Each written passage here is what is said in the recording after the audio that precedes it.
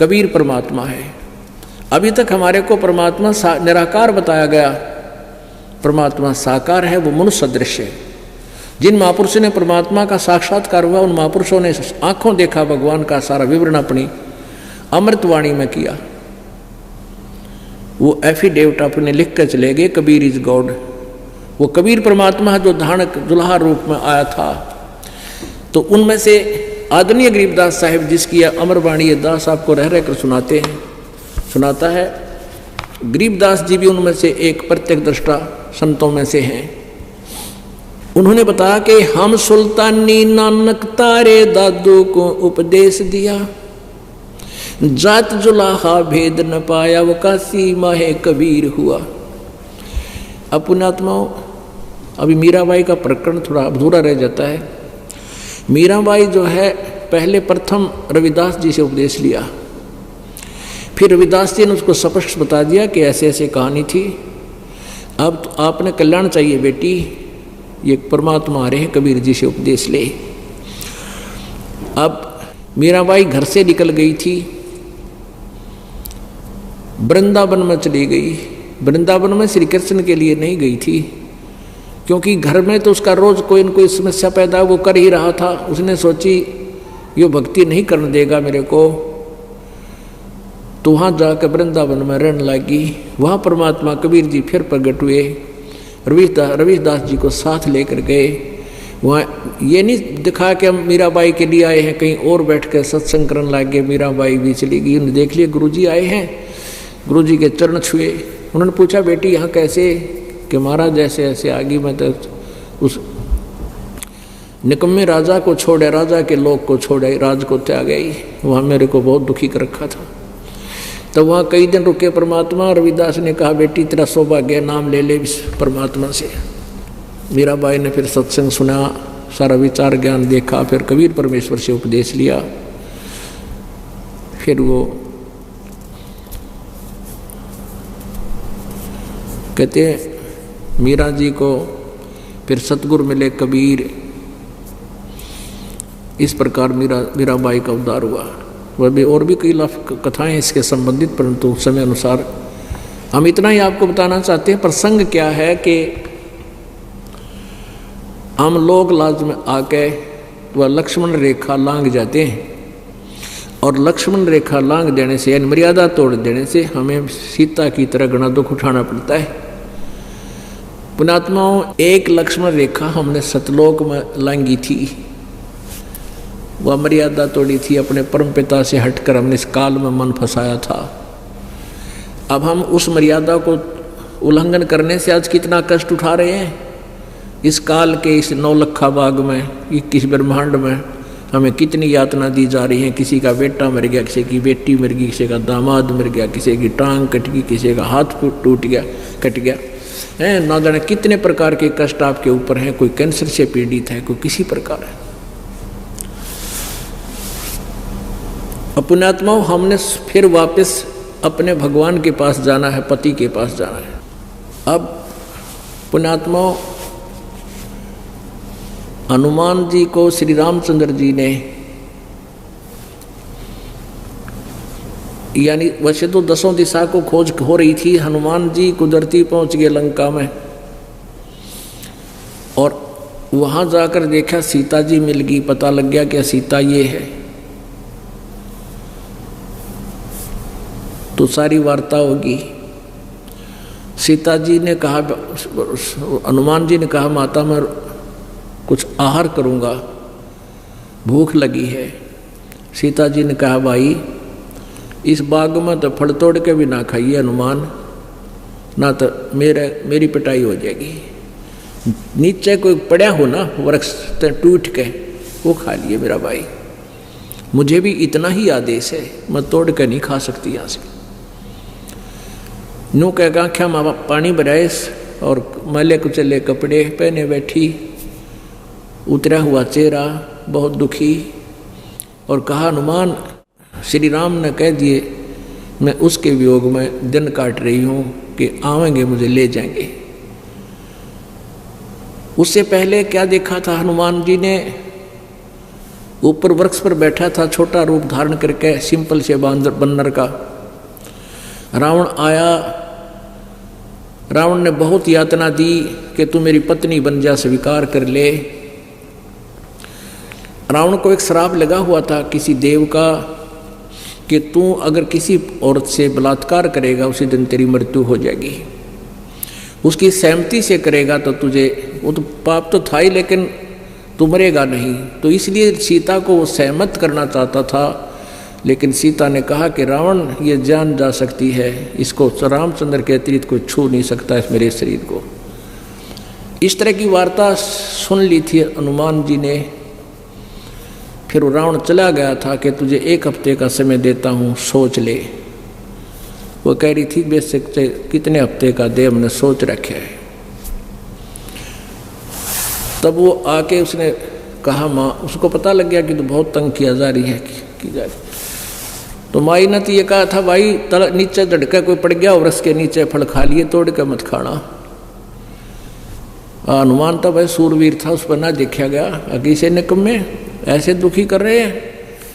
अब उसने पहले तो उस वृक्ष ने तोड़ा, तले गिरे लद पद फल ने, और फिर पहलवान था सरड़ सरड़ खा सारे खा, कई वृक्षान तोड़ ताड़ गए, फला तो छक्या, बाकी के पाड़ के बागर फेंक दिए समुद्र में। रावण को पता लग गया कि एक बानर आया हुआ है, ऐसे ऐसे उद्मस्ता रहा है। ये तो आपने सारी कथा का पता है, ज़्यादा ना बढ़ा के। फिर वो वापस आ गए, सीता जी को अंगूठी दे आए, उनसे कंगन दे आए जो श्री राम पहचान सकते थे। सारी बात होगी। अब और कथा ना सुनाना चाहता, दास जो कहना चाहता है। अब रामचंद्र जी को हनुमान जी ने बताया कि भगवान सीता जी मिल गई और रावण के 9 लखे बाग में कैद कर रखी है। अब रामचंद्र जी हनुमान जी को अन्य व्यक्तियों से दूर ले गया कि आजा मेरे प्यारे बच्चे को। खुशी तो घनी हुई, मैं सीता जी की खोज कराया, सीने से लाया, प्यार किया कि आजा मेरे भक्त, मेरे संत, एक बार इधर आजा, 2 बात पूछूंगा। एकांत में जाकर पूछा, जैसे पुलिस वाले पूछा करें चोरते हैं। कहने लगा भाई हनुमान उड़ते ठीक से, सीता अका जी दया है आपकी, भाई रोटी कहाँ खाई? रावण के वहाँ गया होगा ना दरबार में। अक नहीं भगवान, वहाँ नहीं गया, सीता लेकर गई होगी इतने वहाँ रावण के दरबार में, वहाँ खाना खा के आया होगा कि नहीं भगवान। माता ने तो ये कहा था कि यहाँ से कोई फल भी तोड़ के नहीं खाना तूने, फल भी तोड़ के खा लिया ना बेटा, मैं भाई मन ना पीटेंगे ये, फिर मेरी पिटाई करेंगे। कोई नीचे पड़ा हो ना टूट के अपने आप, वो खा लेना। वह किसके रावण के वहाँ जाओ थी। फिर कहने लगा कि आर श्रृंगार खूब कर रखे होंगे, सुथरे कपड़े पहन रखे होंगे अच्छे बढ़िया। अक नहीं। क्या वो रावण के पास जाती थी? अक नहीं, मैंने अपनी आंखों देखा, सारी वार्ता बताई कि वो तो आपके वियोग में आपके अतिरिक्त किसी को सौंपन में भी नहीं सोचती। अपने आत्माओं, यहाँ रामचंद्र जी ये देखना चाहते थे यदि वो आस्था मेरे में रखती है तो उसने लाऊं, और जय वो रावण से ही संबंधित हो चुकी है, रावण से घुल मिल गई है, फिर क्यों दुनिया मरवाऊं? दुनिया के लाल मरेंगे वहाँ पर, फिर क्यों लाऊं उसको छुटवा के?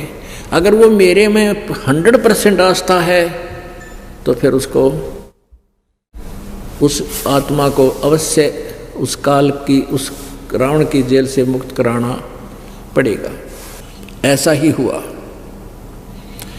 अब पुण्य आत्माओं, हम यहाँ उस काल के लोक में फंस गया के, और अभी तक हम तो अज्ञानता, मालिक को पता है कि हम अज्ञानता से इनको अपना मालिक मान बैठे थे।